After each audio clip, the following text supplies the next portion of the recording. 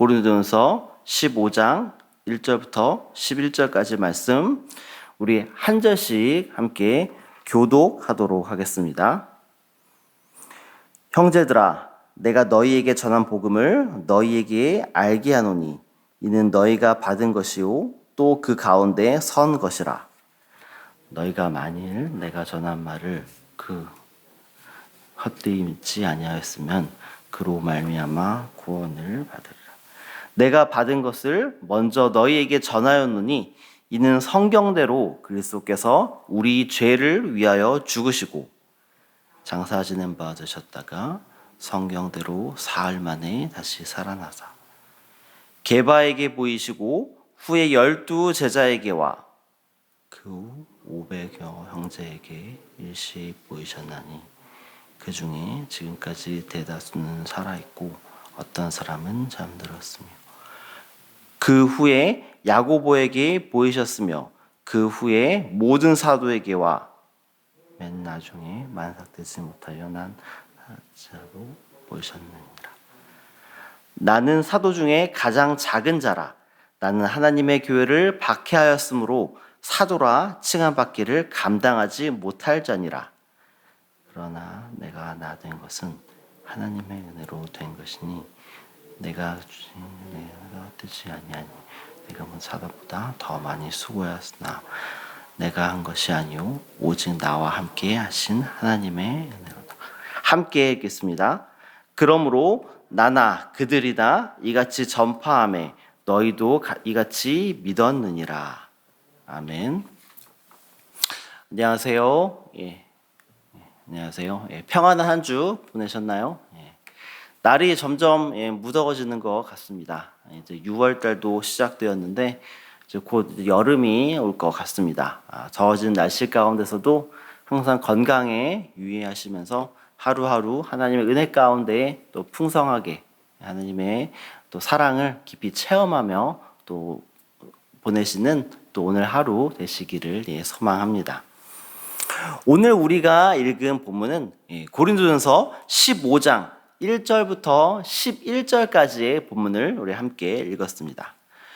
오늘 말씀 속에는 고린도 교회 안에 예수님의 죽음과 부활이라는 역사적인 사실에 대한 확고한 믿음 없이 생활을 하는 그런 사람들이 있었습니다.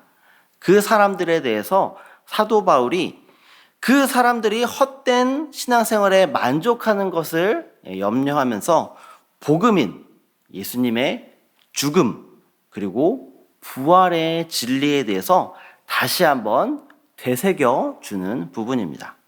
오늘 말씀을 통해서 바로 우리에게 주시는 참된 신앙의 필수 요소가 무엇인지를 한번 살펴보기를 원합니다. 오늘 말씀 가운데 바울은 2절 말씀에서 고린도 교회 성도들이 구원의 진리에서 벗어나 헛된 신앙에 빠질 것을 염려하고 있습니다. 고린도서 오늘 말씀 이전에 이 말씀을 살펴보면은 고린도 교회 성도들에게는 이미 많은 은사와 그리고 신비한 영적 경험이 분명히 있었음을 알 수 있습니다. 그러나 이러한 신비한 경험에 비해서 바울이 전한 이 복음 자체, 그 메시지 자체에 대한 믿음은 약한 상태였습니다. 이것에 대해서 바울은 오늘 말씀에서 기독교 신앙의 본질이 복음의 핵심 진리를 굳게 붙드는 것임을 다시 한번 상기시키고 있습니다. 바울은 고린도 교회의 성도들이 구원받게 된 가장 중요한 뿌리를 잊지 않기를 원했습니다. 고린도 교회의 성도들이 붙잡아야 할 복음의 진리, 복음의 핵심은 무엇입니까? 그것은 바로 예수 그리스도의 십자가의 죽음과 그리고 부활 사건입니다. 예수 그리스도의 죽음과 부활만이 죄인들을 구원하기 위한 하나님의 유일한 방법입니다. 그 어떤 기적, 그 어떤 은사도 구원과는 상관이 없습니다. 오직 예수 그리스도의 십자가의 죽음과 부활만이 구원과 상관이 있음을 오늘 말씀을 통해서 이야기하고 있습니다. 그런데 이 복음의 핵심 진리는 어떻습니까? 바울이 꾸며낸 이야기입니까? 아닙니다. 3절 말씀에서 바울은 성경대로라고 말하고 있습니다. 그것은 이미 구약의 선지자들에 의해서 여러 모양으로 전해져 온 내용이라는 것입니다. 그리고 예수님의 십자가와 부활은 실제적인 사건을 통해서 이 땅에 일어났습니다. 하나님께서는 우리의 믿음이 구약의 예언의 기초 위에 견고하게 세워져서 예수님의 복음에 대한 확고한 믿음을 갖고 또 그것을 끝까지 붙들며 살아가기를 원하십니다. 우리는 구원의 은혜를 우리의 최종 목적지인 천국에 도달할 때까지 잊지 말고 굳건하게 붙들고 믿으며 살아야 할 것입니다. 그리고 바울은 이 예수님의 십자가와 부활이 그리스도인들에게 가장 뿌리가 되는 진리임을 오늘 말씀을 통해서 강조하고 있습니다.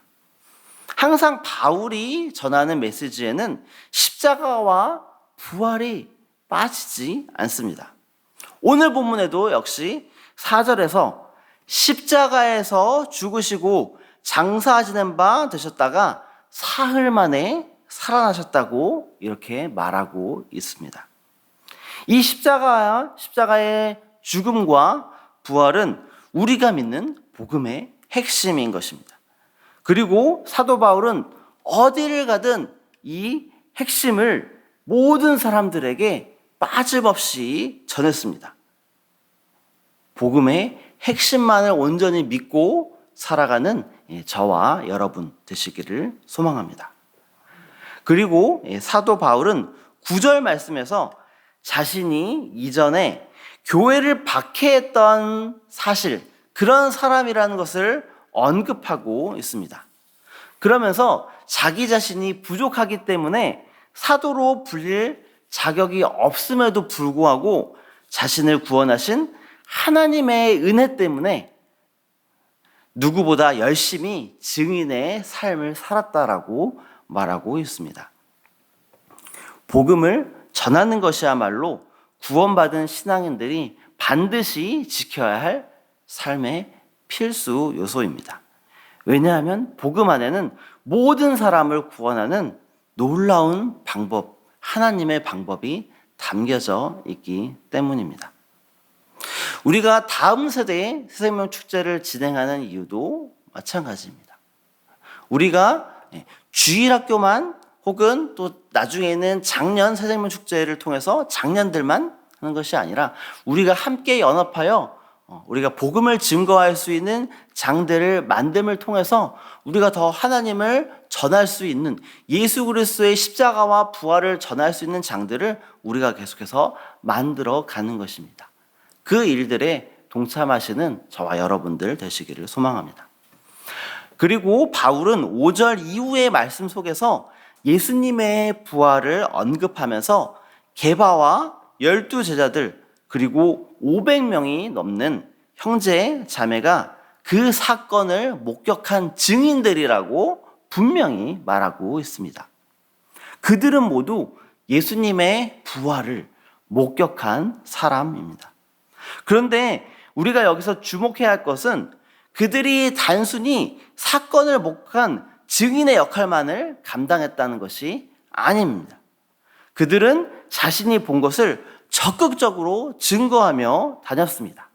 그들의 증거로 인해서 많은 사람들이 예수님의 죽음과 부활을 사실로 믿게 되었습니다. 예수님의 죽음도 사실로 믿게 되었고 부활도 사실로 믿게 된 것입니다. 그리고 그 예수님의 죽음과 부활에 대한 그 사실들이 사람들을 통해서 계속해서 증거해 나갔고 그리고 지금 우리가 예수님의 죽음과 부활에 대해서 듣게 되었고 또 그 사실을 믿게 되었고 또한 하나님의 구원을 우리가 선물로 받게 되었습니다. 이들이 감당했던 복음의 증거에 대해서 우리는 우리 자신을 한번 돌아봐야 할 것입니다. 우리는 복음을 알게 된 산 증인으로서 얼마나 복음을 증거하는 그런 의무를 감당하고 있었는지 한번 돌아봐야 할 것입니다. 그리고 복음을 우리의 입술로 증거함과 동시에 하나님께서 우리에게 주신 것들을 다른 사람에게 또 나눔으로써 삶의 실천을 통해서 예수님의 사랑을 보여주어야 할 것입니다. 우리가 삶 속에서 예수님께서 우리에게 주신 복음의 정신, 십자가와 함께 내 자신을 죽이고 또 예수님의 부활과 함께 다른 사람들을 살려내는 것을 구현한다면 하나님께서는 우리를 통해서 이 땅에 수많은 잃어버린 영혼들에게 구원의 은혜를 반드시 베푸실 것입니다. 말씀을 마치고자 합니다. 신앙의 연륜이 쌓일수록 우리의 믿음은 예수 그리스도의 죽음과 부활의 진리 위에 견고하게 세워져야 합니다. 때로는 우리를 현혹시키는 체험과 여러 가지 형식을 쫓다가 복음의 진리에서 떠나서는 안 됩니다. 끝까지 복음을 붙들기 위해서는 분주한 일상 속에서 날마다 우리가 말씀을 묵상하고 그리고 기도의 자리에 나아가야 할 것입니다. 이로 인해서 우리를 구원하신 하나님의 은혜에 감사하며 내가 받은 복음의 은혜를 예수님을 모르는 사람들에게 담대하게 증거하는 우리 새순교회의 모든 성도들, 저와 여러분들이 되시기를 소망합니다. 우리 함께 기도하겠습니다. 하나님, 오늘 말씀을 통해서 사도 바울은 복음을 전할 때에 항상 예수 그리스도의 십자가와 부활을 전했습니다. 고린도 교회의 많은 성도들이 이미 은사나 여러 가지 영적 체험을 했지만 그것은 중요한 핵심 진리가 아닙니다. 우리가 오직 예수 그리스도의 십자가와 그리고 부활만을 자랑하는 우리 새순교회의 성도들 될 수 있도록 주님 함께하여 주시옵소서. 그리고 우리가 받은 그 복음의 그 신앙, 예수 그리스도의 십자가와 부활을 이웃들에게 증거하는 일들이 일어날 수 있도록 주님 함께하여 주시옵소서. 그런 사람들이 이미 있었기 때문에 우리가 복음을 듣게 되었습니다.